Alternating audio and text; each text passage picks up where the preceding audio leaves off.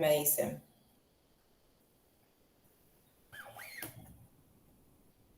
¿Qué les parece? No sé.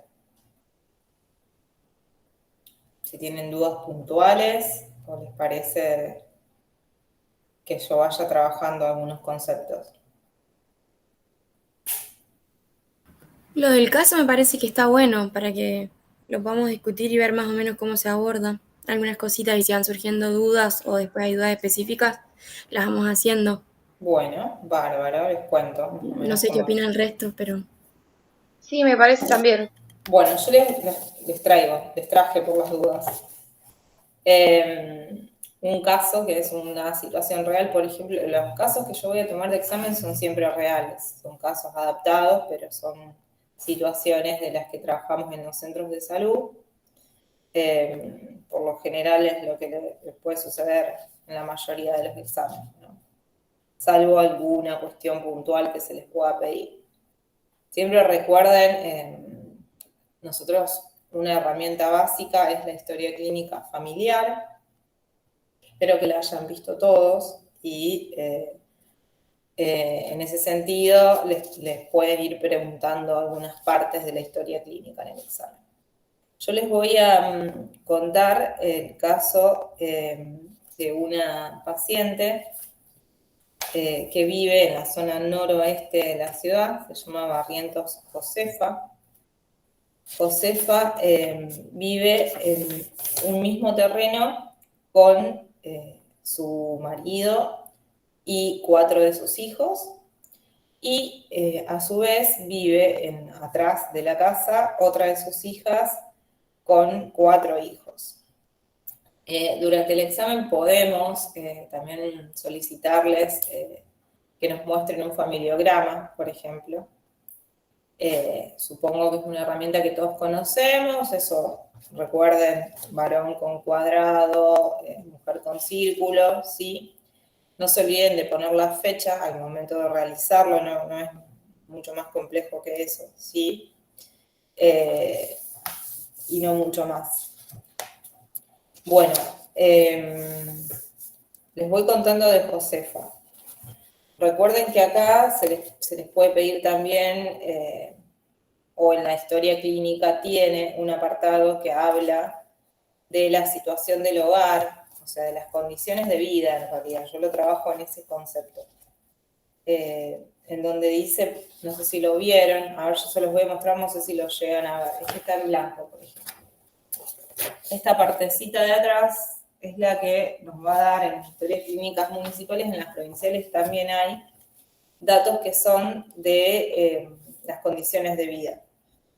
Quién sostiene la casa, el ingreso económico, las habitaciones que hay para dormir, el número de habitaciones que hay para dormir en relación a la cantidad de personas, si el agua es de red, las excretas. Eso es lo que nos da un panorama de las condiciones de vida de esa familia, ¿sí? Si está bajo la línea de pobreza, si hay hacinamiento, si hay algún animal que pueda transmitir enfermedades zoonóticas.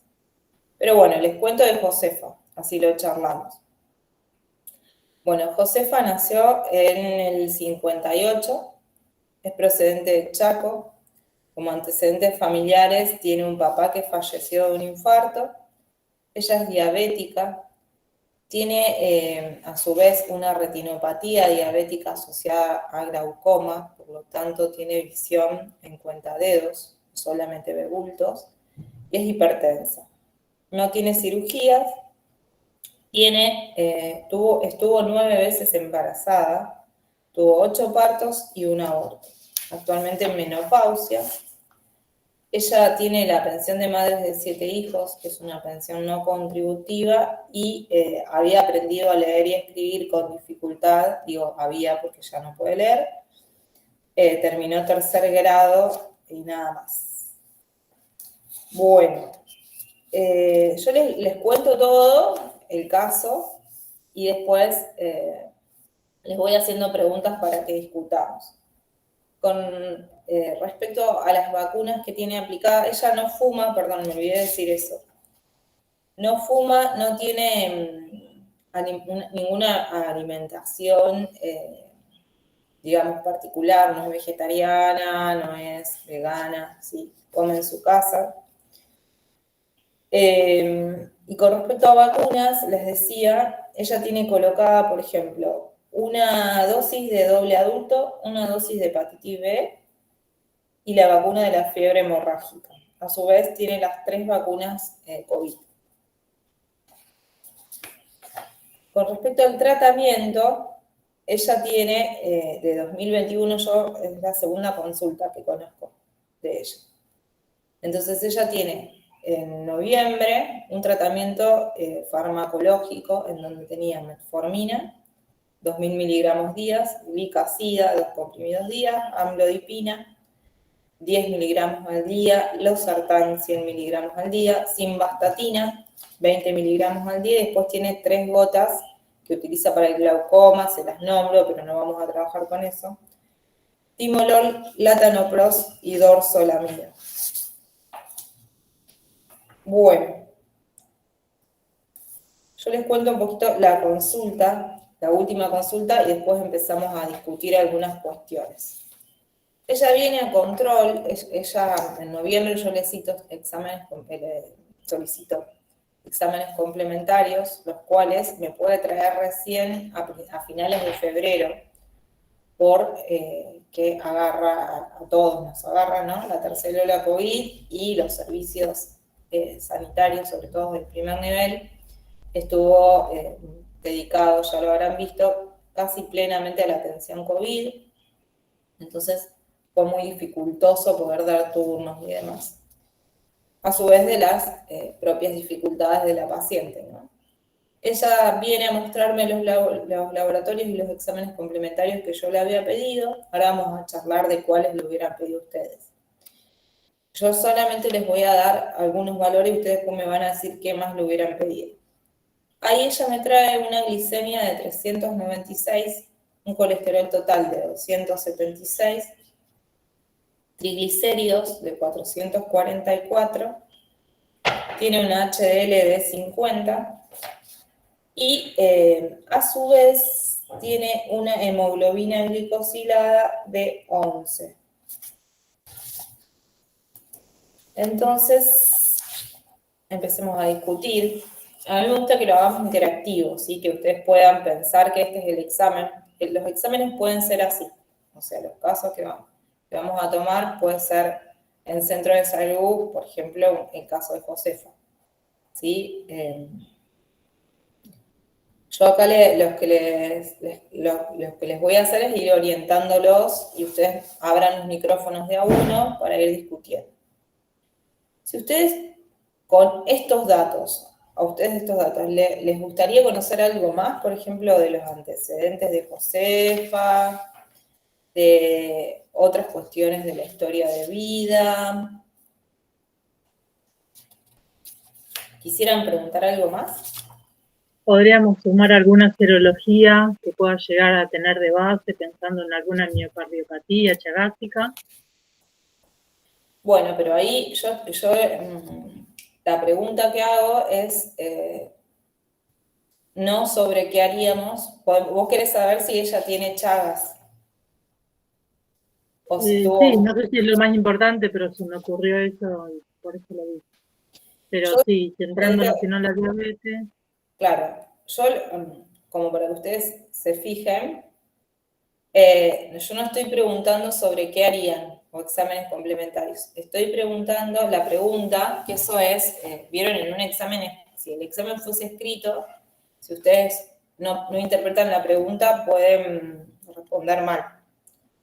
Lo que yo estoy preguntando es sobre antecedentes. Si ustedes quieren saber algo más de antecedentes de la persona, antecedentes son lo que nosotros ya conocemos.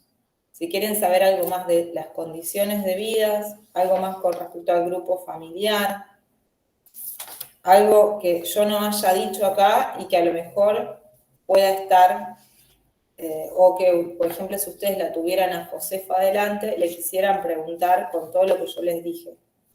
¿Hay algo que les llame la atención, que no sé, que yo no haya dicho, que ustedes quisieran averiguar con esta situación problemática antes de pasar a exámenes complementarios, que ahora vamos a ir a eso? cómo estudiar, qué nos faltaría y demás. Bueno, Micaela y después Alfonsina. Sí, yo dentro de antecedentes personales que faltó, es preguntar, por ejemplo, vos que, bueno, agregaste a lo último si fumaba, si consumo alcohol, cómo es la alimentación, más que nada los antecedentes personales que tiene la paciente, hipertensa, diabética. Preguntaría, por ejemplo, si es alérgica a algún medicamento o, por ejemplo, si tiene algún otro antecedente, además de la hipertensión, de la diabetes, porque a veces, por ejemplo, la obesidad, que por ahí es una enfermedad crónica, por ahí los pacientes no lo asumen y no lo ven como un antecedente. Entonces, eso también es sumamente importante. Muy bien, me parece bien. Alfonsina. Ahí está silenciada. Ahí va. Coincido con lo de la alimentación, lo del peso, después un poco con lo de las condiciones de vida. No especificaba mucho en el caso clínico, pero cómo viven, cuántas habitaciones tiene la casa, cuántos duermen en una habitación, dónde está el baño y también cuál es el ingreso principal de la familia y cuál es la actividad que suele hacer Josefa en relación a sus hábitos vinculado a lo físico también, por la diabetes sobre todo. Bueno, ¿alguien más? Y ahí ya cerramos y avanzamos. Si alguien quiere aportar algo Sí, más. ¿qué tal? Buen día. Sí. Decía que vivía con 4 de sus hijos y con su marido y que atrás de la casa de ella vivía otra de las hijas. Pero bueno, nunca se habló de qué tipo de relación tienen, si se llevan bien, si es una relación cercana o problemática con alguna de las personas con las que convive. ¿Por qué nosotros querríamos preguntar, Sofía? Está bien igual la pregunta, pero ¿por qué preguntarías eso con respecto al caso clínico?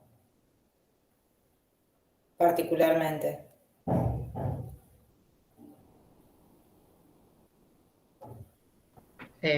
No sé, para ver si hay alguna relación conflictiva, digamos, en la casa, en donde ella se pueda sentir insegura, no sea un ambiente tranquilo que... O sea, me gusta la intervención, pero es como lo mismo, no sé qué toqué acá en la compu. Es lo mismo que preguntar, o sea, todo lo que nosotros preguntemos, y esto después lo vamos a aprender con los años con la clínica en sí misma, tiene que pensarse situado, ¿no? Yo sí quiero saber exactamente cómo es la relación que ella tiene con su familia. Me parece que eso es fundamental antes de cualquier cosa. ¿Por qué? Fundamentalmente porque la paciente... Para ver también si ella ya perdió la visión, quién puede ayudarla. Exactamente. Tareas, quién puede ayudarla con el tratamiento. Exactamente. Nosotros no podemos con ella. Nosotros acá hay algo fundamental que es la autovalidez del paciente. Ahora te dejo, Alfonsina. Nosotros en una paciente diabética, esta es una situación que tiene lo que nosotros tiene varias líneas para abordar desde el paradigma de la complejidad, que es uno de los temas que seguramente deberían haber tenido que leer, ¿sí?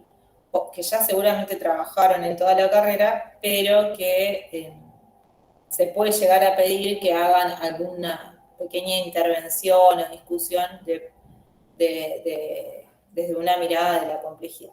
¿Por qué digo que es desde la complejidad? Porque esta paciente, sumada a una enfermedad crónica, tiene una discapacidad, digamos. Ya eso al menos nos habla de una situación más complicada que lo habitual, ¿sí? Entonces ahí nosotros tenemos varias cuestiones para analizar dentro del hábito, dentro de lo particular de sus condiciones de vida, de su grupo de pertenencia. Nosotros vamos a necesitar saber con quién cuenta, qué redes tiene esta persona, ¿no? Seguramente Josefa necesite del apoyo de amigos, vecinos, familiares, hijas, marido, para no solamente la cuestión de su tratamiento farmacológico, sino hay que preguntar ahí cómo es la autovalidez con respecto al resto de su vida cotidiana. Las chicas preguntaban qué come, qué y cómo come, quién cocina, ¿sí? Si ella puede comer lo que quiere, digamos. Son preguntas muy atinadas que pueden tener que ver, digamos, con esto, ¿sí? No es para entrar en el tema discapacidad, pero sí, a raíz de una situación así, podemos pensar algunas líneas de la complejidad, digamos, que hay muchas veces en las situaciones de salud, ¿sí? Con respecto después a la alimentación y las condiciones de vida, esta mujer particularmente ella vivía con su marido y sus hijas en un terreno y después había una casa atrás con otra hija que vivía con su familia, ¿no? Lo que yo pude indagar de la situación es que ella está muy acompañada con sus dos hijas, las que viven con ella y la que tiene la familia al lado. Particularmente los ingresos económicos, además de la pensión, varias de sus hijas trabajan fuera, una incluso trabaja en un geriátrico, entonces tiene varias aptitudes de cuidado, ya las sabe, digamos, en relación a enfermedades crónicas, y son ellas las que la acompañan. Josefa tiene una autovalidez muy, muy pobre, digamos, no está acostumbrada, por ejemplo, a usar bastón, no está entrenada en cómo manejarse, ella hace muy poco, digamos, que directamente tiene una visión en bultos, entonces eso la verdad que no estuvo trabajado. Si no la acompaña alguien, ella no puede llegar al centro de salud, ¿sí? Eso es un punto que da cierta complejidad a la situación. Bueno, ¿algo más, Alfonsina? ¿Vos querías comentar algo más? Sí, con respecto a las relaciones conflictivas también, o preguntar con los vínculos familiares, es importante porque puede resultar, digamos, en una situación de estrés constante y el estrés hoy por hoy se considera uno de los factores de riesgo cardiovasculares de tipo erradicable y ella ya tiene hipertensión y diabetes, o sea que también es algo en lo que de existir ese estrés o esos conflictos que se podría abordar o trabajar para no sumarle un factor de riesgo más. Sí, puede ser. No es una teoría que maneje así tal cual, digamos, el estrés, digamos, me parece que es parte de la vida que llevamos todos. Sí, problemas, que si la persona por ahí los trae a la consulta, problemas graves, pueden determinar, son parte de la determinación, digamos, sobre los procesos individuales. Desde ese lugar, más allá del estrés. Y lo mismo que las teorías de factores de riesgo, ahora lo vamos a ver. Digamos, nosotros hablamos sobre todo en la medicina social, hablamos de determinaciones, de condicionantes. Los riesgos es una manera de pensar los problemas de salud, pero son probabilidades dentro de muchas. O sea, por más de que vos tengas diabetes, hipertensión, no necesariamente te vas a morir de hipertensión. Es una probabilidad aumentada, ¿sí? Por ejemplo, y en esto entramos en un parate, así trabajamos con ejemplos, algo de lo que yo le decía, el abordaje de la complejidad versus los riesgos, ¿sí?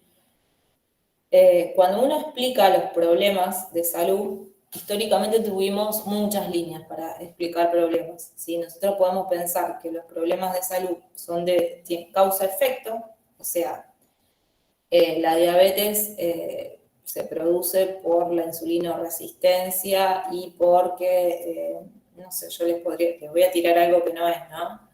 Porque la persona, no sé, sufrió una infección pancreática y se quedó sin páncreas, ¿no?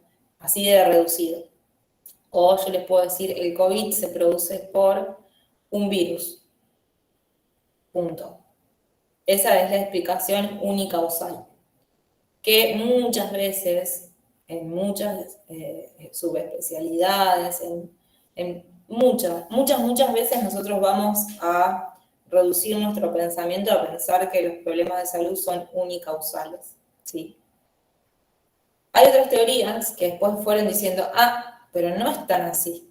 Me parece que puede ser que el COVID sea por un virus, pero me parece que es por un virus, pero que a su vez puede ser por hacinamiento también. Puede ser que las personas no tengan bien ventilados los ambientes. Puede ser a su vez que las personas trabajan hacinadas y así le vamos sumando causas, todas yuxtapuestas.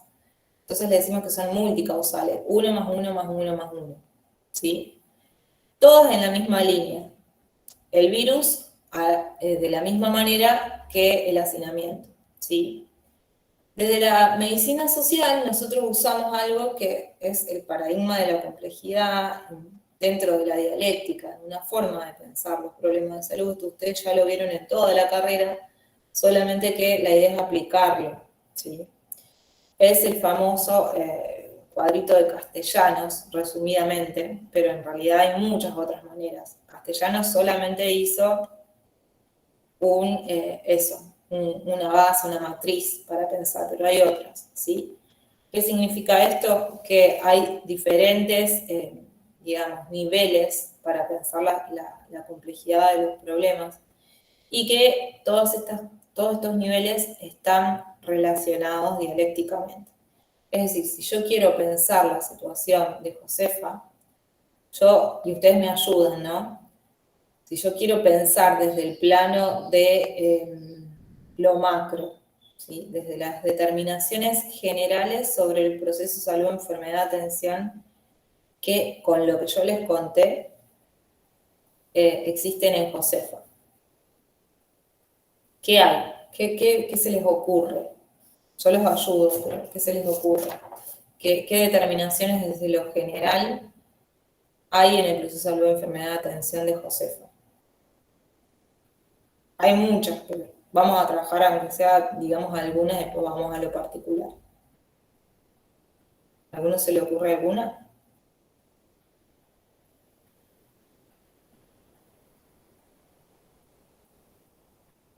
Tírenlo, no importa qué. Y desde el punto de vista así de Castellanos, o sea, es como que justamente hablando de las múltiples causas que determinan que una persona se acerque más al pobre la salud o la enfermedad, tenemos las condiciones sociales, tenemos los diagnósticos que ya tiene de enfermedad, pero no de la enfermedad en sí, sino si la tiene controlada o no la tiene controlada. Eso se me ocurre. Mira, Alfonso, sí está bien, pero en el plano de lo general recordemos que tiene que ver todo lo que sea parte de la sociedad más macro. O sea, para ubicarnos, ella vive en Argentina, ¿sí? Les tiro una, por ejemplo. Ella se atiende, yo les dije, no sé si les dije, ella vive en el Distrito Noroeste, se atiende en el Distrito Noroeste conmigo, ¿sí? Utiliza el sistema municipal de salud, ¿sí? Ella tiene una discapacidad, por ejemplo. ¿Conocen leyes, conocen determinaciones generales que puedan hacer diferente este proceso de salud, enfermedad, atención? Algo que les parezca, por ejemplo, ¿qué pasaría si Josefa tuviera acceso a obra social? Supongamos que siga viviendo en el Distrito Noroeste. Yo no les dije características del barrio. Ella vive en Ludueña Norte. ¿Qué pasaría si ella tuviera su IS Medical? Porque su marido trabajara en una fábrica. La atención hubiese sido mucho más rápida. Ella se hizo los estudios en noviembre y recién lo pudo presentar en febrero. Ahí tenemos un primer problema, que es macro, digamos. Con este mismo caso, podemos entrar en sistema de salud, que algo ustedes tienen que haber visto, ¿sí? Tienen que ubicarse. No le vamos a pedir que escriban mucho teóricamente. Sí, algo de dónde están y por qué. Eso que vos dijiste es súper importante porque genera desigualdades, ¿sí? Nosotros en Rosario tenemos o sea, tenemos en todos los barrios centros de salud, casi todos los barrios de Rosario, pero recuerden, el sistema de salud argentino es un sistema fragmentado, ¿sí? Es un sistema que genera desigualdades porque hay, por un lado, sobreoferta de muchos efectores, pero no todos pueden acceder, ¿sí? Entonces, quienes no tengan acceso a el seguro de salud, o sea, o no tenga dinero para pagar, solo va a acceder a los sistemas públicos, ¿sí? Por ejemplo, con la pandemia, que fue general, los servicios de salud nos vimos afectados a eso y no hubo otro personal para atender las enfermedades crónicas. Así, este proceso de salud, enfermedad, atención se vio afectado por esto y que es una determinación que no depende de Josefa.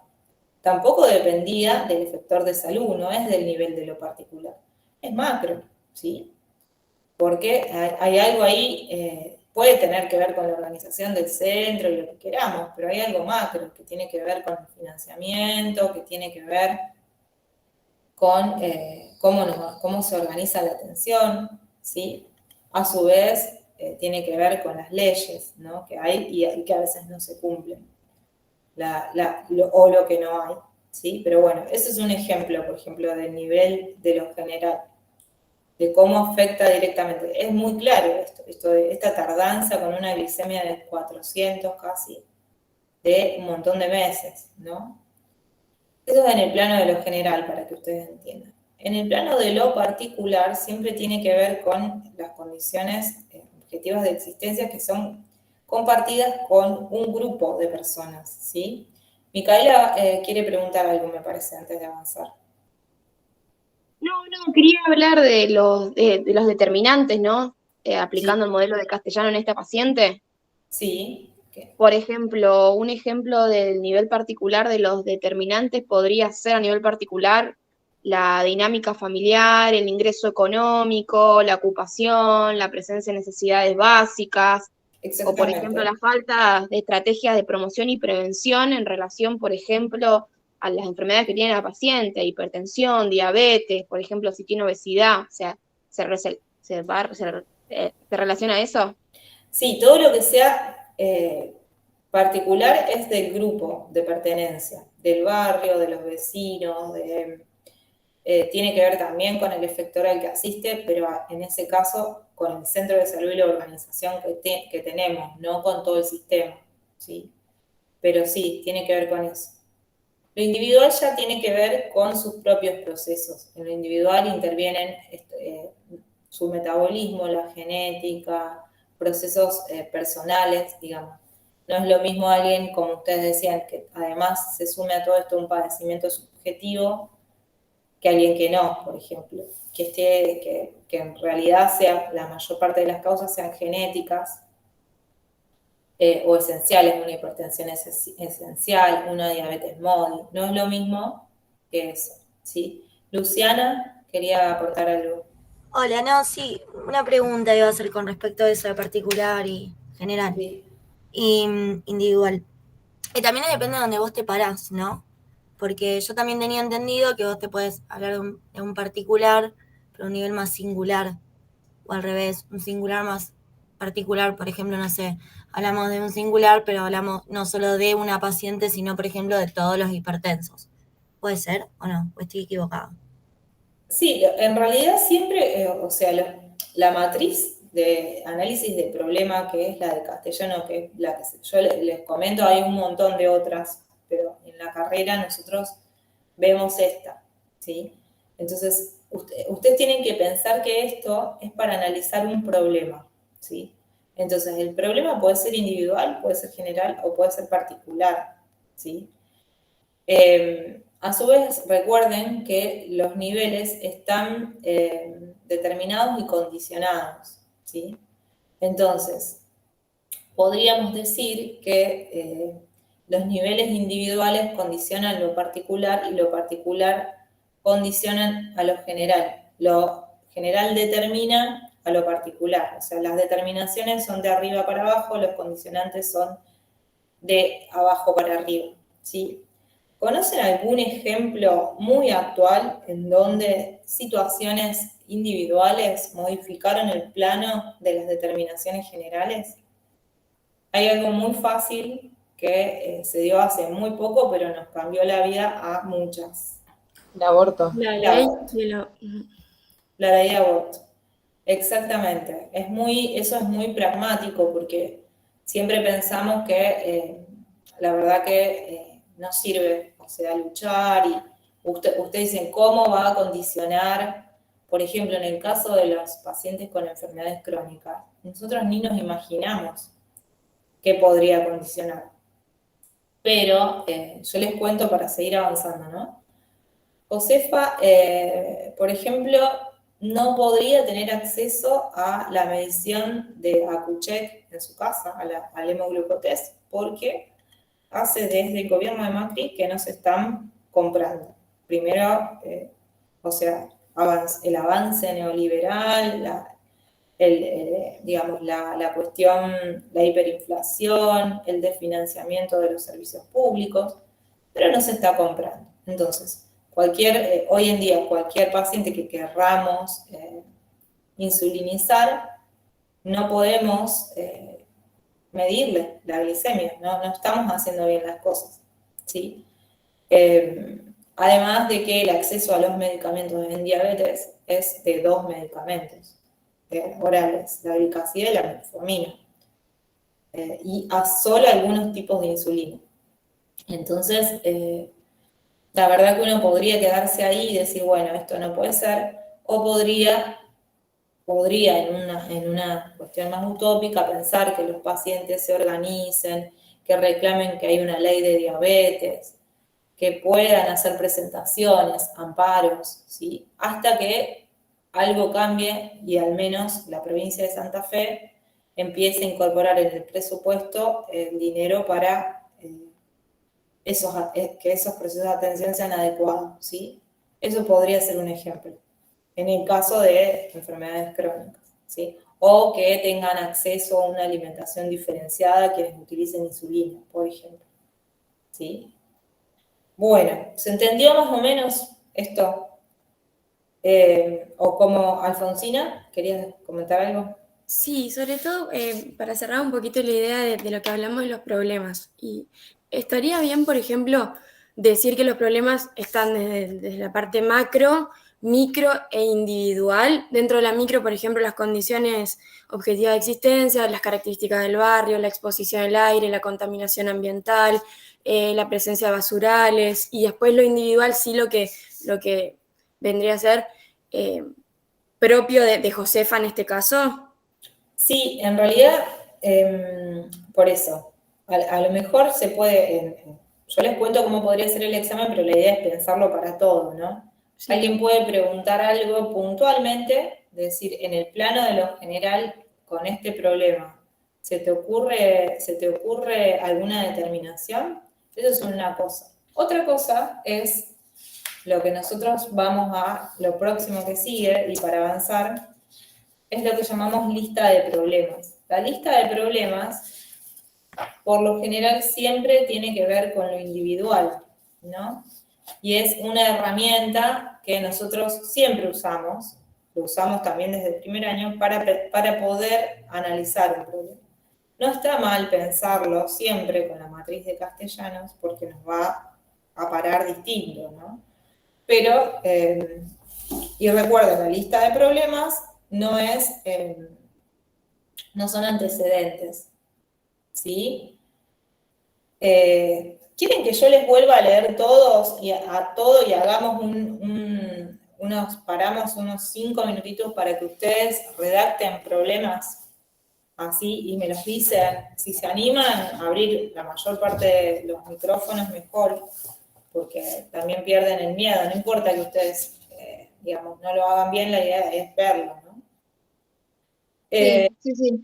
Bueno, yo les volví a decir, Barrientos Josefa, nacida en el 58 en Chaco, con un padre fallecido por un DIAM. Recuerden que vive en Ludueña Norte, se atiende en el distrito noroeste, vive en un mismo terreno con su familia, digamos, parte de su familia, marido y 4 hijas, y en otro terreno vive su hija con otros 4 hijos.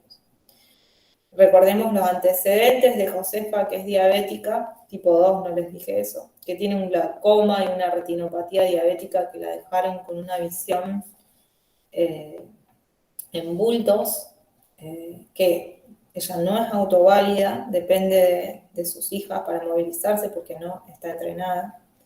Es hipertensa, estuvo 9 veces embarazada, tuvo 8 hijos y un aborto, actualmente en menopausia. Tiene una pensión no contributiva, que es la pensión de 7 hijos, que solamente fue hasta tercer grado, entonces previamente leía y escribía con dificultad. No fuma, no sigue dietas especiales, digamos, come en su casa lo que se cocina para todo el grupo familiar. Está inmunizada con una sola dosis de doble adultos, una de hepatitis B, la fiebre hemorrágica, las 3 vacunas COVID. Tenía al momento de la primera consulta un tratamiento con metformina 2000 miligramos día, la glicacida 2 comprimidos por día, amlodipina 10 miligramos al día, losartán de 100, simvastatina de 20. A su vez se utiliza para el glaucoma timolol, latanoprost y dorzolamida. Ella viene a la consulta en febrero con un laboratorio solicitado en noviembre, en donde me informaba una glicemia de 396, triglicéridos de 444, colesterol total de 276, una LDL de 50 y una hemoglobina glicosilada de 11,3. ¿Sí? Yo les dejo ahí, los dejo 5 minutitos y en 5 minutitos abrimos los micrófonos para que ustedes con esto elaboren la lista de problemas.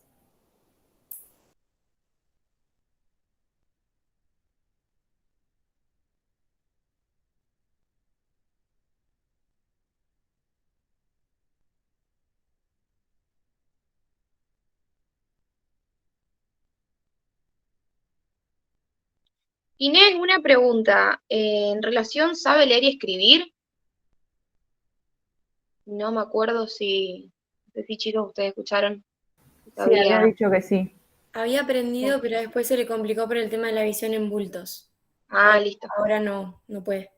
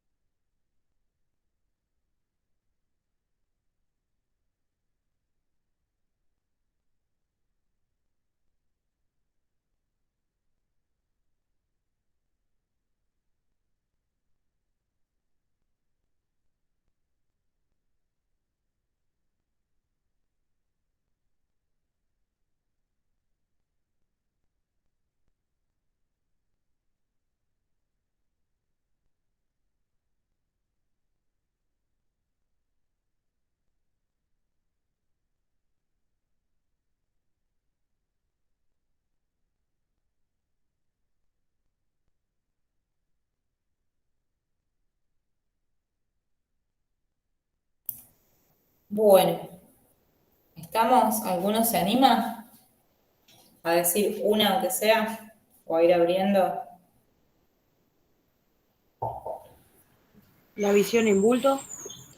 La visión en bulto. Nosotros podemos decir ya la visión en bulto y que se convierta en un antecedente, o podemos formularlo como un problema, digamos. No nos vamos a poner tan finitos ahí, eso es más para que lo sepan, pero bueno, en realidad ella acá se suma la visión en bulto, que no está, digamos, alguien puede ser ciego y eso puede ser un antecedente, porque en realidad si la sociedad estuviera preparada, si el paciente está totalmente entrenado, nada, es un antecedente, pero en el caso Claro, de ella no es que ya no es autoválida. claro, está prácticamente ciega y no está entrenada, no hay, digamos, no, depende de otros, ¿sí? Bueno, ¿quién más? ¿Micaela? Perdón, pero Sí, una pregunta media paga, pero yo ¿está bien quería, poner así, que sería que la disminución en bultos le genera que no sea autoválida? ¿O solo Sí, teníamos que poner disminución de la visión? si uno pone el antecedente, es un antecedente, entonces para redactarlo como problema sería visión en bulto, en paciente que no es autoválida en ese sentido, que no está entrenada para adaptarse a la vida cotidiana, visión en bulto y no autovalidez. Autovalidez es un término que se usa mucho en discapacidad, pero no necesariamente. Es para que ustedes lo entiendan, digamos. Si lo explican así, está bien, ¿sí? Bueno, Micaela. no, quería decir eso. Yo dentro del problema, yo dividí en individual y familiar. Dentro del individual en relación a Josefa, pondría la retinopatía, que es lo que lleva a no autovalidarse.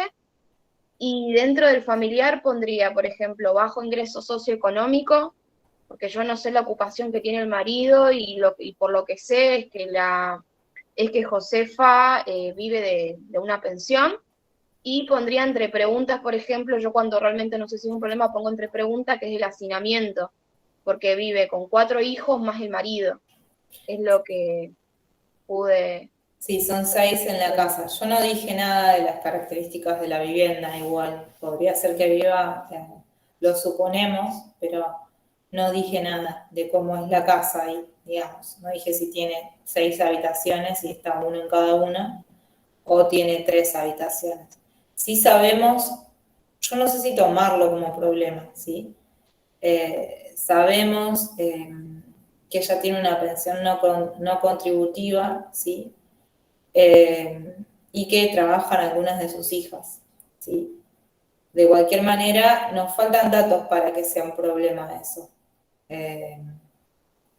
Yo lo Por dejaría eso ahí entre... lo ¿Podés pondría ponerlo? entre signo, perdón, Claro, o entre para signo de indagar. pregunta, Sí, como un interrogatorio. podés plantearlo como problema para que a vos te ayude a indagar. Es algo que no sabés y querés saber. Que es un problema también lo que uno no sabe. Entonces, que vive toda esta gente y que no sabemos si hay hacinamiento o no. Y si están bajo la línea de pobreza o no, por ejemplo. ¿Sí? Alfonsina. Yo puse como problema agudo la diabetes descompensada. Y algo que me parece acá también importante indagar con respecto al tratamiento, cómo se hacía ella el control de las cifras glucémicas, por esto que hablamos de la QCheck, si estaba recibiendo el tratamiento de forma adecuada, y esto también desde el punto de vista de que la diabetes descompensada le va a empeorar lo que sería la visión cuenta adulto, o sea, lo que sería la visión, puede perder aún más todavía la Sí, capacidad de ver. yo lo que haría es eso mismo que vos decís vos, lo podemos pensar en paciente con diabetes, podemos decir no metabólicamente no controlada o descompensada, asociada a una visión en bultos, ¿sí? Porque ahí tenemos varias líneas. Podés poner entre signos de pregunta, podés preguntarte ahí sobre la autovalidez y la adscripción al tratamiento, ¿sí? Si ella, ¿cómo hace para tomar la medicación? Exacto. Y ¿Se cómo la le da a usa, alguien? las ¿Las indicaciones reconoce? médicas. Claro. Pues si no puede leer y nosotros le explicamos cómo era, cómo podemos buscar la forma para que ella después tenga registro de cómo tiene que tomarla o quién lo ayuda, porque no puede leer una hojita médica que le damos. ¿Hay alguien más que quiera aportar otro problema con lo que puse hasta ahora? Hay otras cosas más finitas.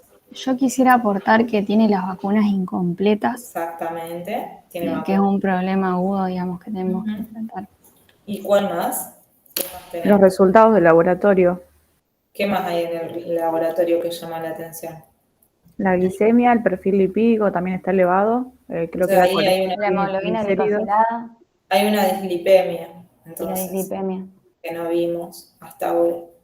Y después todo lo que nos falta digamos, para pensar qué haríamos con un paciente así, ¿no? Con todo el resto de las indicaciones preventivas. Ahora vamos a ir hablando de cada cosa. Pero, ¿alguien puso algo más en relación a...? Yo puse el antecedente del padre con el LIAM, que es, digamos, que tienen antecedentes de enfermedades cardiovasculares. Ujú. ¿Y qué más? Y ¿Hay la algo más? La alimentación. La alimentación, que no es adaptada al menos a su condición crónica, porque come lo que come toda la familia. ¿Qué más? ¿Hay algo más? El analfabetismo. Ella no es analfabeta. Lee y escribe con dificultad, digamos, pero no es analfabeta, digamos. Pero sí puede ser eso, que hizo hasta tercer grado en escuela. En realidad eso también podría ser un antecedente. Lo que tendríamos que pensar es qué impacto tiene eso con su proceso de tratamiento. O sea, yo lo puse porque, por lo que tenía entendido, como que el analfabetismo no es solo el que no sabe, sino también que hay diferentes grados. Entonces, como Sí, que ahí decía de que había hecho hasta tercer grado, que era tiene dificultoso. claro, yo lo pondría en términos de cómo ella se adapta al tratamiento, digamos, si ella conoce números, si esto le genera que menos autovalidez, digamos. Si no, si ella está adaptada, pasa a ser parte, lamentablemente, de un antecedente más.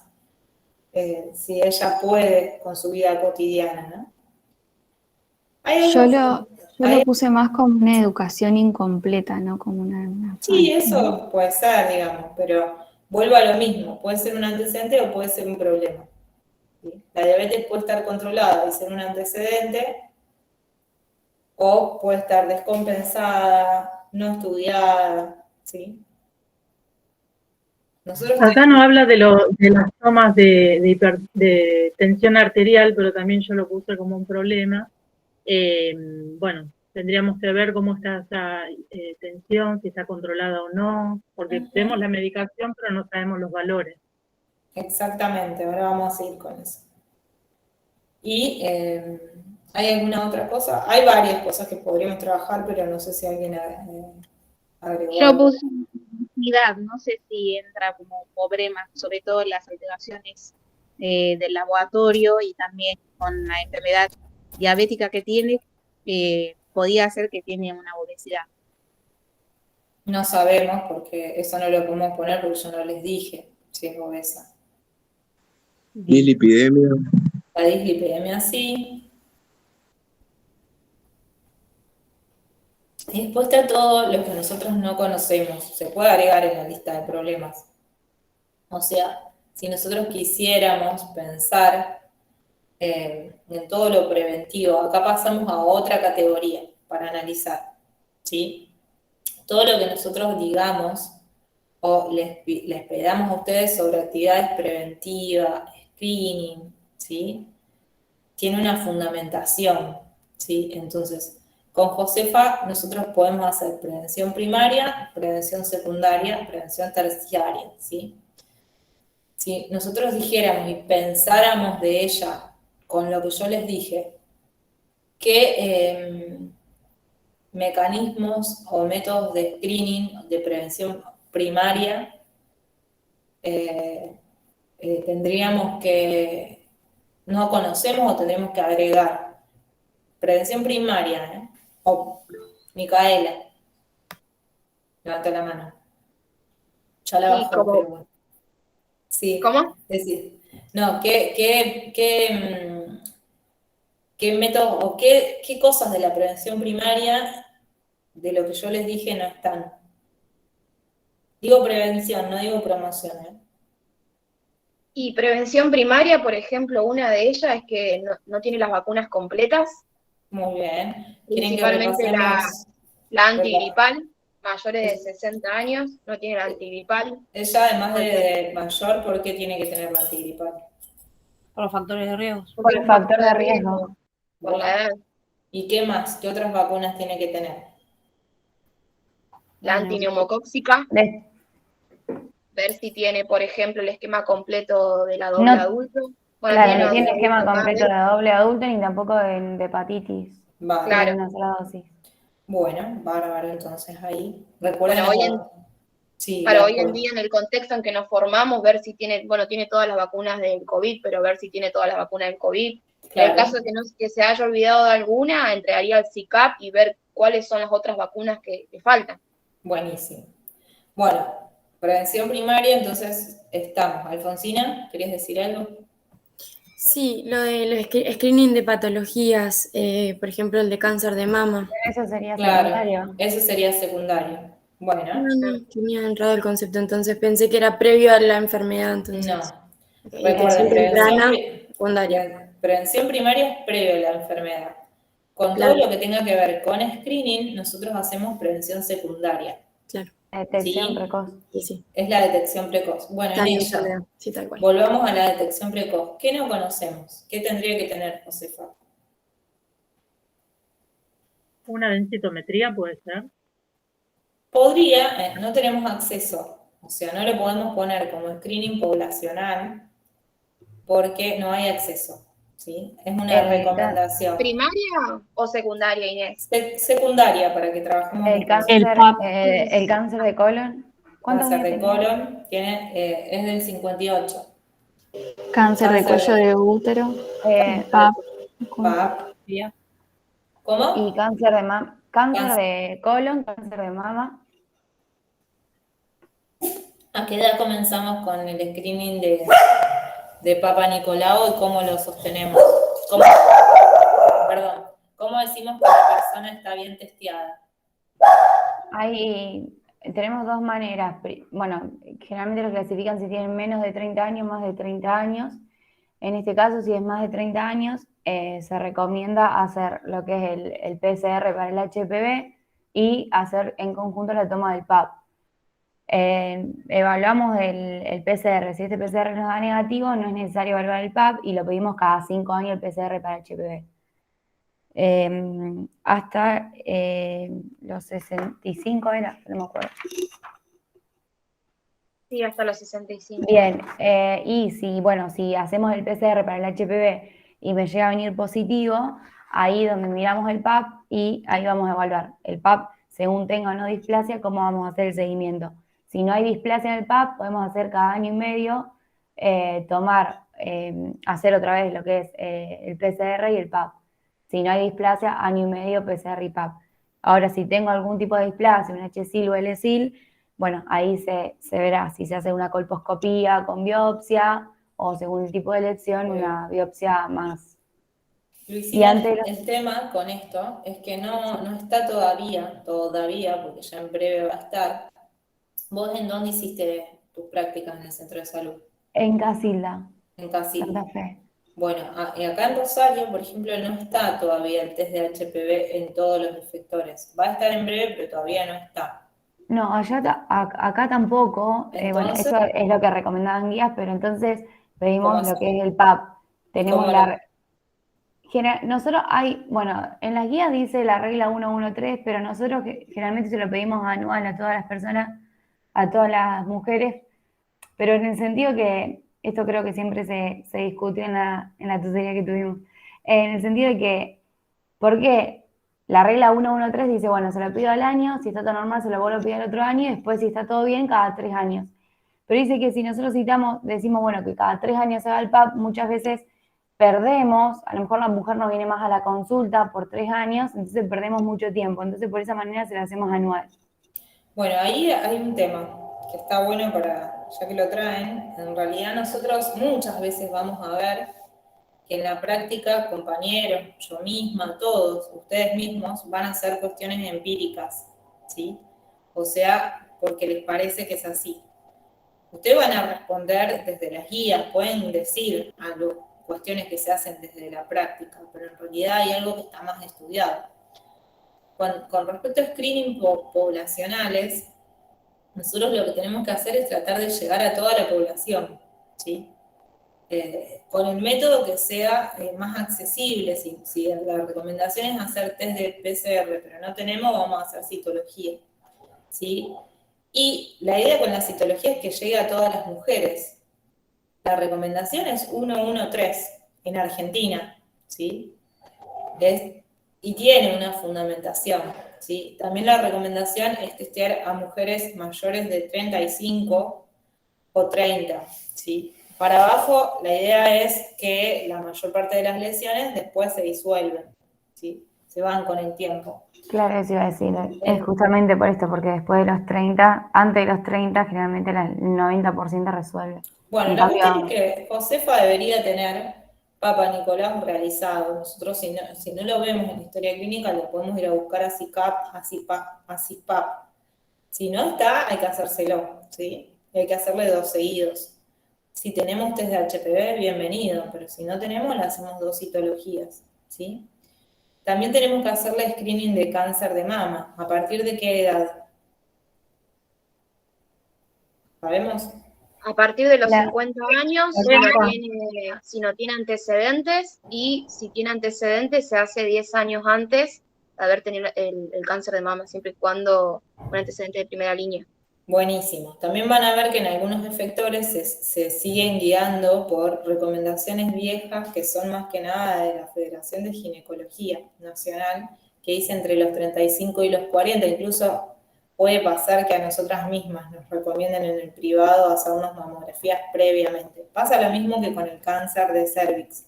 Los diagnósticos más tempranos suelen ser, suelen tener repercusiones en nuestros cuerpos que el riesgo-beneficio son más riesgosas que beneficiosas. O sea, terminamos teniendo cirugías mamarias previas con lesiones que nunca van a desarrollar cáncer, ¿sí?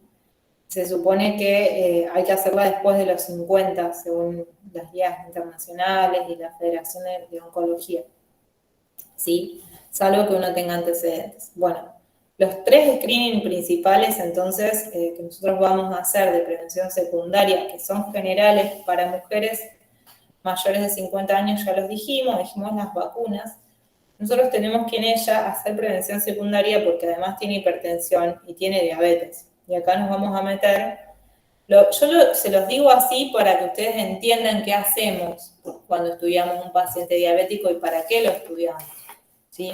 Nosotros no vamos a hacer cosas al azar, vamos a estar queriendo hacer detecciones precoces en una mujer que tiene antecedentes, tiene hipertensión y tiene diabetes. Bueno, y ahora sí, ustedes me quieren decir cómo seguirían en este caso, qué le hubieran pedido que no está. Yo voy a abrir de nuevo la carpeta para que la veamos. O sea, yo les dije solamente que tenemos un perfil lipídico y tenemos el control metabólico. Pero si nosotros quisiéramos hacer prevención secundaria con ella.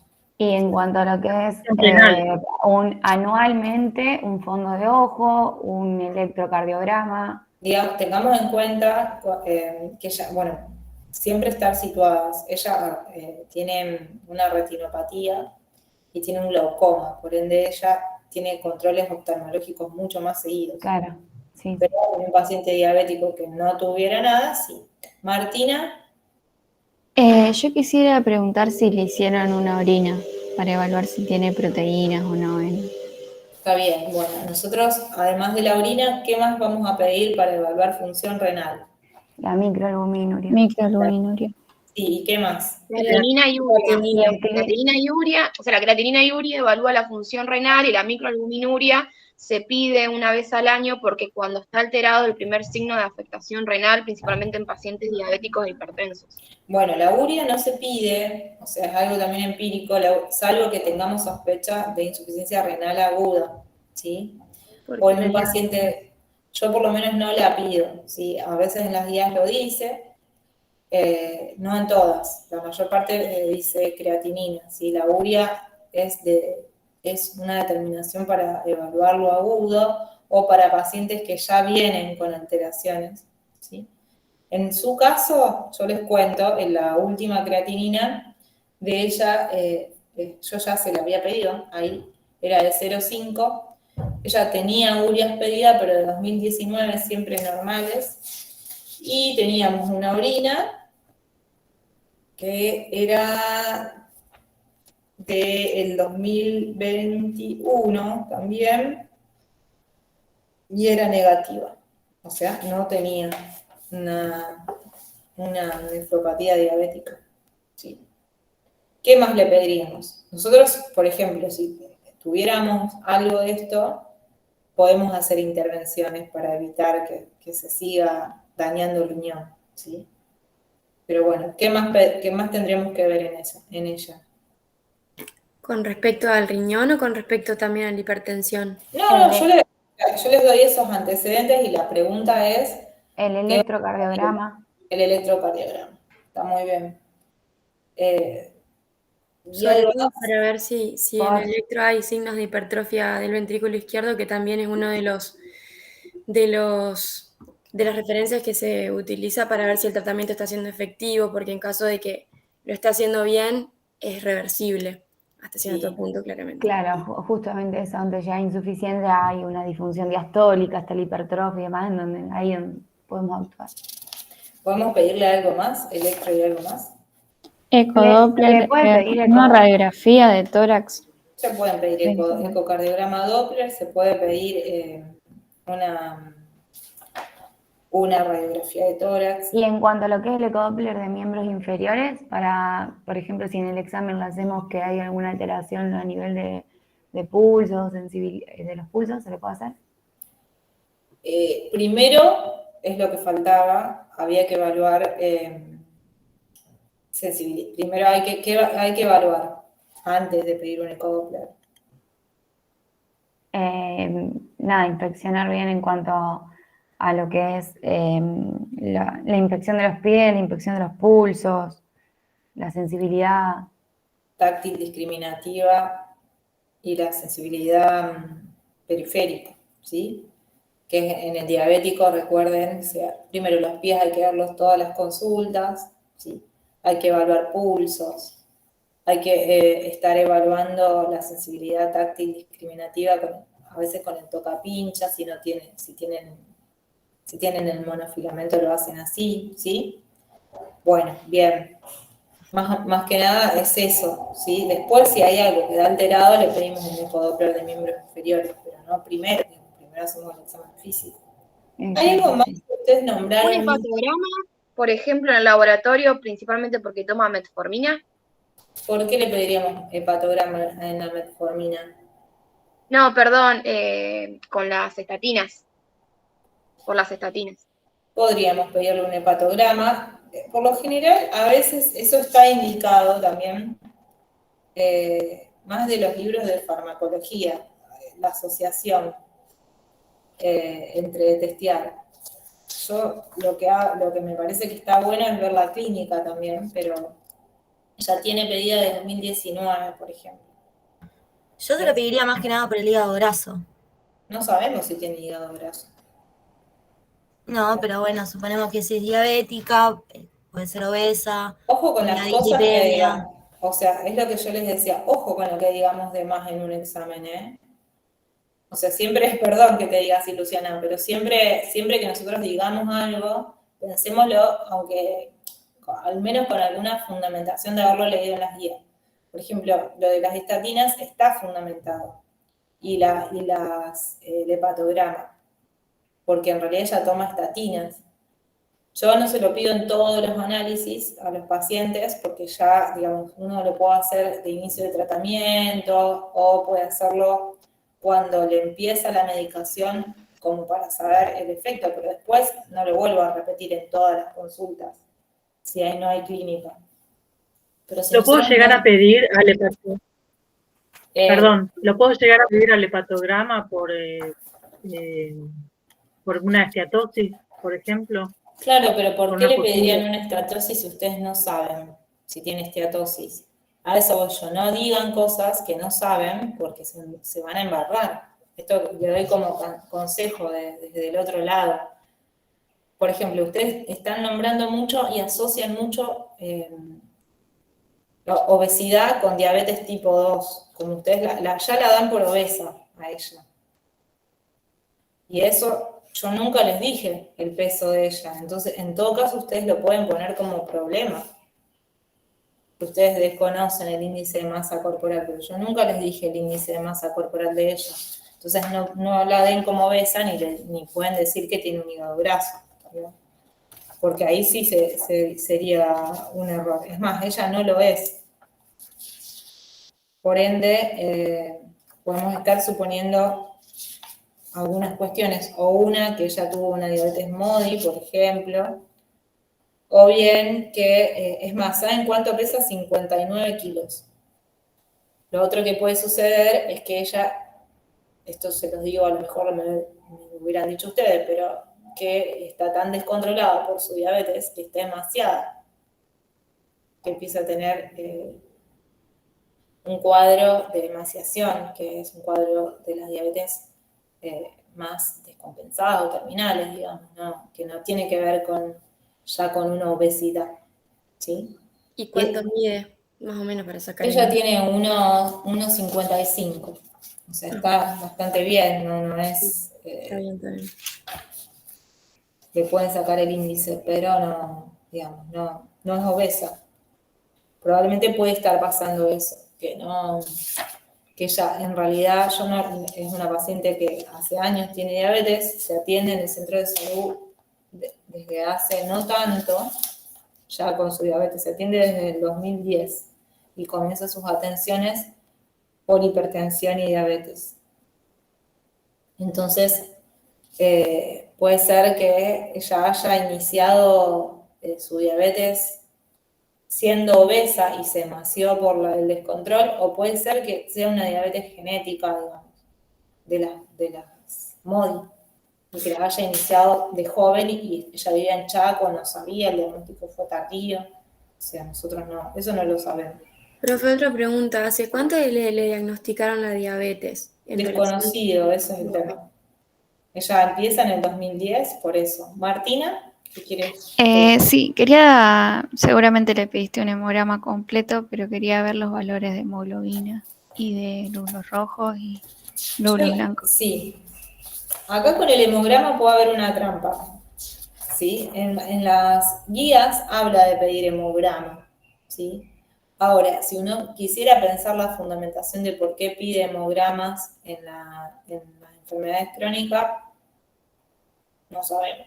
Porque en realidad, ¿por qué por screening o qué prevención secundaria haríamos con pedirle un hemograma a todo el mundo? No muchos, ¿no? Salvo que haya una Anemia. una anemia. Pero la anemia si no tiene clínica.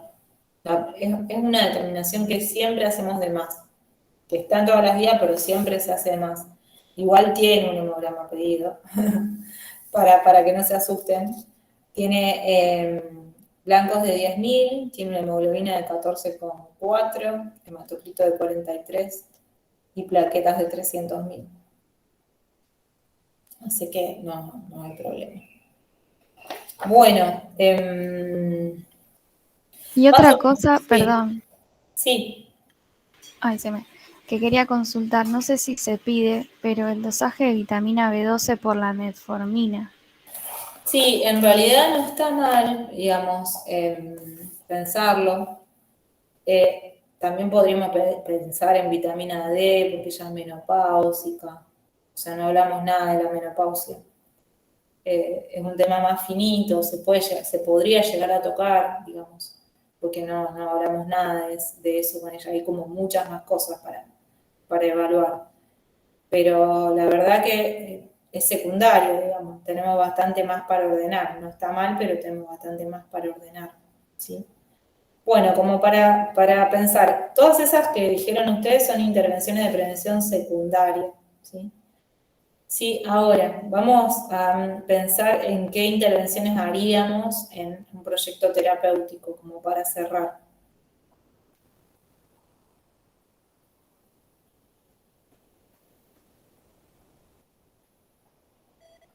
Podríamos charlar acerca de una dieta, o en el caso de usar la matricidad de una nutricionista. Podría ser, está bien. Micaela y Alfonsina. Sí, creo que Alfonsina levantó primero la mano. Dale, yo esta paciente, por ejemplo, siempre pensando en el centro de salud en que yo me formé, que el trabajo es muy interdisciplinario, me parece una paciente compleja, entonces yo la abordaría desde un manejo más interdisciplinario, con principalmente una nutricionista, porque me parece acá que ¿Dónde Micaela? en General Lagos, y ahí trabajan en conjunto siempre trabajan todos en conjunto. Y por ejemplo, si tenés una paciente diabética, hipertensa, con un bajo nivel socioeconómico, siempre lo presentan en una reunión todos los miércoles y tratan de abordarlo desde todas las miradas, con Bueno. trabajadora social, con psicóloga, con nutricionista. Acá ya que está perfecto. Acá me diste el pie para hablar de otra de las categorías que seguramente va a surgir en el examen, que es la interdisciplina, ¿sí?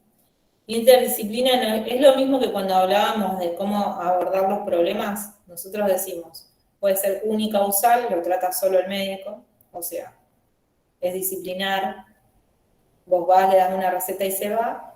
Puedes trabajarlo multicausalmente, entonces de la misma manera pensás que vas a hacer las intervenciones, entonces derivás. Yo a ella la podría derivar a la nutricionista, el cardiólogo, el oftalmólogo, la trabajadora social, la psicóloga, bla, bla. Eso no es interdisciplina. Eso es multidisciplina. Eso es multidisciplina.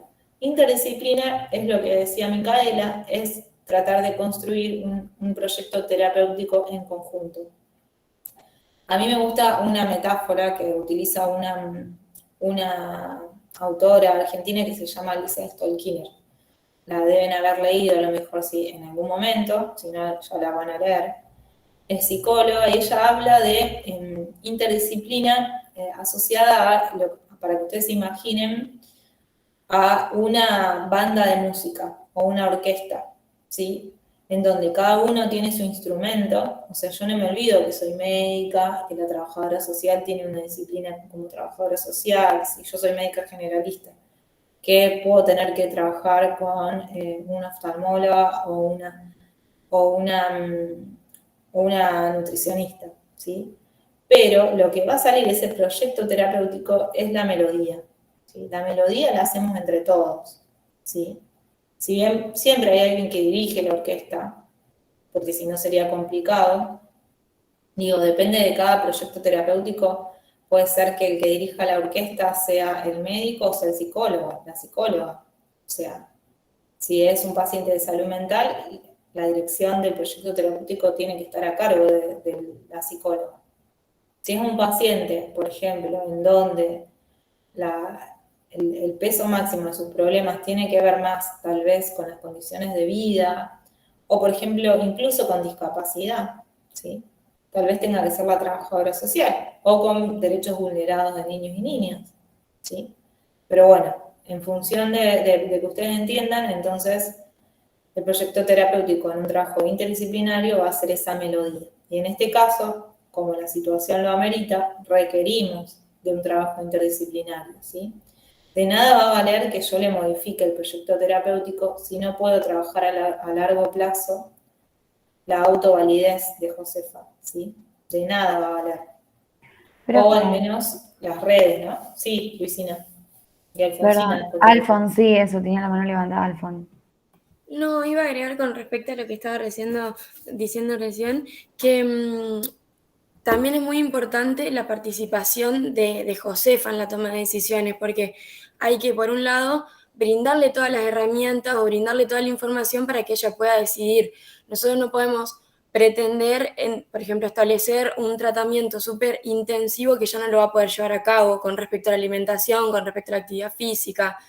La alimentación, bueno, dentro de lo que se puede, que le gusta, que le permite la condición económica, la actividad física, un tipo de actividad que no sea tan intensa al principio y que a ella le guste, que lo disfrute para que se enganche, como que también, más allá de la importancia del equipo y el trabajo interdisciplinario, que el paciente forme parte de las decisiones. Así también se incentiva y es más. Sí, excelente. No hay posibilidad de pensar un proyecto terapéutico en el que no esté incluida la persona. No va nunca a acceder, o sea, no lo va a hacer. Entonces nosotros vamos a estar trabajando años para otros sin los otros, digamos. O sea, va a ser algo en vano. Luisina. No, yo justo quería preguntar, que estábamos hablando de esto de interdisciplina y la multidisciplina, más que nada esta diferencia. Después había un concepto que era la transdisciplina, que no, ¿cómo la...? Sí, transdisciplina es cuando se borran los límites de las disciplinas. Por ejemplo, en el caso de Josefa, uno podría tener intervenciones interdisciplinarias, por ejemplo, reunirse con los compañeros y pensar, bueno, a ver, vamos a trabajar la autovalidez de Josefa, vamos a ocuparnos de esto, del otro, y el proyecto terapéutico en sí mismo es global. También yo creo que en la pandemia muchos se borraron, solamente están en muy pocos centros los espacios de desarrollo infantil. Creo que no hay prácticamente espacios transdisciplinares, lamentablemente. Había sido un avance re interesante y de a poquito se fueron borrando. Pero esos espacios tienen que ver con justamente eso. Yo no sé ahora de dónde están haciéndolos para pensar ejemplos, en dónde estuvieron haciendo las prácticas, pero los espacios, por ejemplo, de desarrollo infantil, a veces participaban médicas generalistas, pediatras. Nosotros tenemos a Cadín, ponele. En Cabina hay espacios de desarrollo, bueno, eso es un espacio transdisciplinario, porque en realidad quien está ahí está pensando desde un lugar en donde aporta, pero la construcción no es disciplinar, o sea, la construcción general no es disciplinar, digamos. Claro. Trasciende la barrera de la disciplina, digamos. Son espacios en donde todo el tiempo se mezclan los límites, incluso la función de los que está ahí no es como médica muchas veces. Se arman proyectos terapéuticos de juego, qué sé yo, por ejemplo, en pacientes crónicos hay espacios muy poquitos en donde hay espacios, por ejemplo, para el abordaje integral de la obesidad, en donde lo que hay es, creo que deben haber quedado re poquitos ahora con la pandemia. En el Distrito Noroeste hay uno que funciona los lunes, pero es un espacio para 10 personas, una cosa así, en donde hay una nutricionista, hay un médico, hay enfermeras, ¿sí? En donde más allá de pesar, medir, bueno, se trabaja la grupalidad, bueno, también intervenía profesora de educación física, ¿no? Se trabaja desde otros conceptos, no es cosas, no hay disciplina ahí. Vale. Bueno, después eso está muy bien, pero bueno, ustedes a esto ya para ir redondeando. Siempre el examen puede ser así, ¿no? Podemos pensar categorías de la medicina social sin olvidarnos de la clínica. Ustedes con este proyecto terapéutico, farmacológicamente, ¿modificarían algo? ¿Pensarían que hay que hacer algo distinto con lo que viene ella? Suponiendo que ella ascribe al tratamiento, que las hijas la estaban ayudando, teniendo en cuenta que además es una paciente que no es obesa. ¿Qué estarían pensando acá? Y tratar la dislipidemia. La dislipidemia hay que tratarla, muy bien. ¿Cómo la tratarías? ¿Aumentaría la dosis de las rosuvastatina? Ella no Le estaba con agregaría. Rosu. No, Le- estaba con simvastatina, creo. Sí, sí, Estaba bastante. con simvastatina, Sí, bueno. 20 mililitros. ¿Alguien haría algo distinto acá? ¿Con dislipemia? Tiene los triglicéridos altos, se puede agregar algún cetimide también, o sea, combinar estatinas con el cetimide. Ella tiene simvastatina de 20. Con respecto a los tratamientos farmacológicos, es como nunca le vamos eso no va a ser, salvo que sea algo muy básico, lo que cambie un examen, salvo que ustedes, por ejemplo, no puedan responder sobre problemáticas agudas, sino si la pregunta es por una angina y no la saben tratar, por supuesto que eso va a ir para atrás. En un paciente diabético ustedes más o menos tienen que conocer las drogas, ¿sí? Aumenta el puntaje, más que nada, ¿no? Pero bueno, no tiene que exactamente saber a qué miligramos y todo, sí conocerlo, porque ustedes en breve van a tener matrícula, pero está bien. Recordemos que la asociación de fármacos para la dislipemia no es lo más indicado, ¿sí? No de cualquier fármaco, ¿sí? Por la rhabdomiólisis. En los centros de salud todos tenemos solo acceso a simvastatina y a veces, en algunos casos, a rosuvastatina. Y en el caso de ella tenía los triglicéridos bastante importantes, aumentados. No pudimos calcular los LDL. Entonces acá, farmacológicamente, nosotros tendríamos primero que hacer el cálculo manual de LDL para saber qué queremos hacer y qué es prioritario.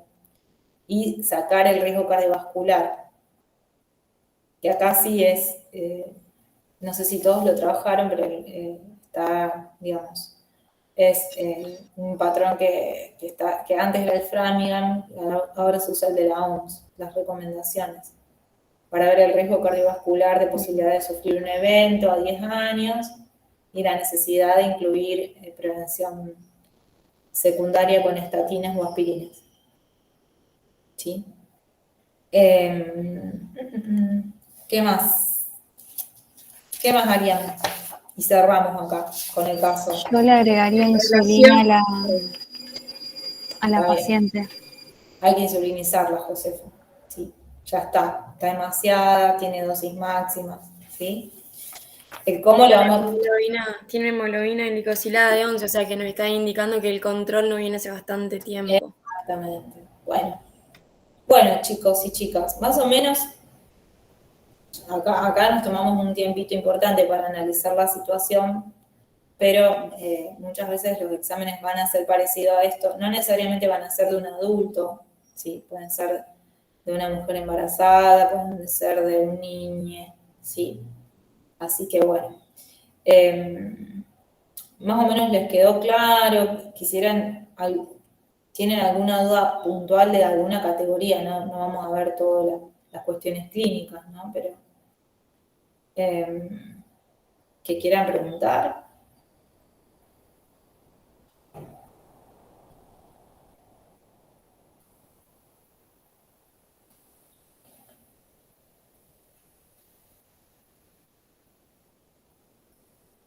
Sí. Yo hago una pregunta que no sé si lo pueden llegar a tomar así, pero para saberlo.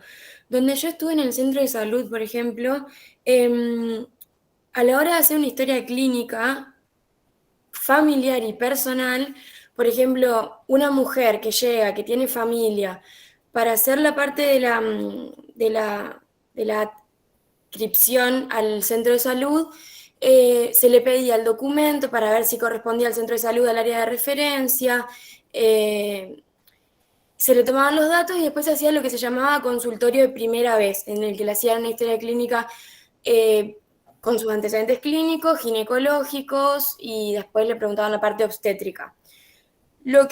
Y la historia clínica personal quedaba con su número de DNI dentro, si en caso de que había, de la historia clínica familiar. La familiar, donde se recaba toda la información, que también se lo habían hecho, por ejemplo, a esta chica, el número en Rosario, ¿cómo sería? porque yo Sí, estuve en no. Buenos Aires. Es muy parecido, pones, o sea, es una historia clínica familiar, o sea, pones un número de historia clínica familiar. Dentro de la historia clínica familiar hay un apartado que es en donde la primera parte, todos los datos familiares, dirección, teléfono, DNI de todos los integrantes, condiciones de vida, familiograma, lista de problemas familiares y después si hay intervenciones del equipo para toda la familia, van ahí y después va la parte individual. Digamos. Perfecto, eso igual. El número de cómo se abre la historia clínica, eso no importa. Esa era mi duda sobre todo. El número es familiar. Sí, y depende de cada centro de salud. Claro. Ah, listo, eso era nomás. Lo otro sí es igual entonces. Perdón. Suele ser la primera letra del apellido con el número de historia clínica que le sigue, digamos. Acá no. En Rosario no, es solo número. No. Eso no. Igual eso es lo de menos, no vamos a estar preguntando eso, ¿sí? Pero quédense tranquilos. Bueno, Profe, chicos. una consulta, capaz que sea tonta, pero cuando habla, nada, bueno, el área de referencia sí, ya sé que es ese sentido, pero cuando habla de área de influencia y área de responsabilidad.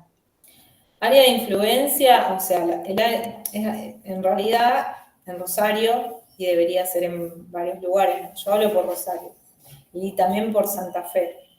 La atención se supone que está descentralizada en la provincia en nodos, ¿sí? Y en la municipalidad hace muchos años en distritos sanitarios, norte, noroeste, sur, sudoeste, centro, ¿sí? Cada distrito sanitario es la organización de la atención en el sistema municipal. Se trabaja desde la organización del trabajo, se le dice gestión participativa, en donde hay un responsable por cada centro de salud, después un responsable por cada distrito, pero todos los equipos se reúnen y discuten la organización de su trabajo semanalmente. Creo que en la provincia es igual, en el resto no sé. Sí, en el resto es más burocrático, si se quiere, pero debería ser más o menos así. ¿Sí? La responsabilidad de los efectores sobre el territorio antes era programáticamente, o sea, con límites fijos, por eso estaba determinada. Después se le dice área de influencia, porque muchas veces, a pesar de límites geográficos, entonces decimos el área de referencia del efector, no sé, alguno que hayan hecho ustedes. Pero, por ejemplo, el Centro de Salud Juan B. Justo llega desde el río a el arroyo Ludueña, desde el arroyo Ludueña de Sorrento hacia... Establecemos límites, pero la gente viene igual. Entonces, lo que se hacía era, una vez al año, mapear las consultas, por ejemplo, del mes de agosto, y evaluar de dónde viene la gente. Entonces, ese era el área de influencia. Entonces, vos podías ver que, si bien pensabas que en Sorrento se terminaba, la gente sigue viniendo y llega desde Casiano Casa, por ejemplo, o desde Juan José Paz. El área de responsabilidad se supone, no hay mucho escrito de eso, pero se supone que es un acuerdo entre las instituciones vecinas para determinar de dónde hasta dónde, ¿sí? Por ejemplo, si hay un centro de salud vecino, Juan B. Justo y 47, digo por los lugares donde yo trabajé y me acuerdo, en algún momento se hizo una reunión con el centro vecino, que es el Centro de Salud 47, y se estableció que los pacientes de primera vez que vivían de Génova hacia el sur se iban a atender en el Centro 47 y los otros pacientes en el Juan B. Justo, o situaciones barriales. Por ejemplo, si llegara a haber un foco de leptospirosis, ¿qué centro se tiene que ocupar de ir a hacer el bloqueo? O por ejemplo, dengue, que fue un lío. ¿Qué hacemos si hay centros que trabajan cerca? ¿Van los dos? ¿Va uno? Bueno, se establecen acuerdos. Eso es el área de responsabilidad. ¿Sí? No es ni programática, ni tiene que ver con la llegada de la gente. Debería ser así, pero no sé cómo es en todos los territorios. Bueno, ¿les parece que cerremos? Como consejos, traten de cuando piensen, les vuelvo a decir, vayan pensando con las herramientas que da la historia clínica, traten siempre de no decir cosas que no sepan fundamentadas. Es preferible, en todo caso, si uno no tiene claro en dónde, tomarlo como sospecha, pero no tiren cosas por tirar en los exámenes, ¿sí? Y estén tranquilos, porque la idea no es tomar grandes teorías, sino poder analizar situaciones, ¿sí? Situaciones problemáticas, tanto de emergencia como de centros de salud. Bueno, chicos y chicas, mucha suerte, esperemos vernos ya pronto con las matrículas en mano y estar tranquilos, a seguir repasando, pero estén tranquilos, ¿sí? Nos vemos. Gracias, profe. Hasta luego. Chau, chau. Muchas gracias. Chau, chau. Gracias.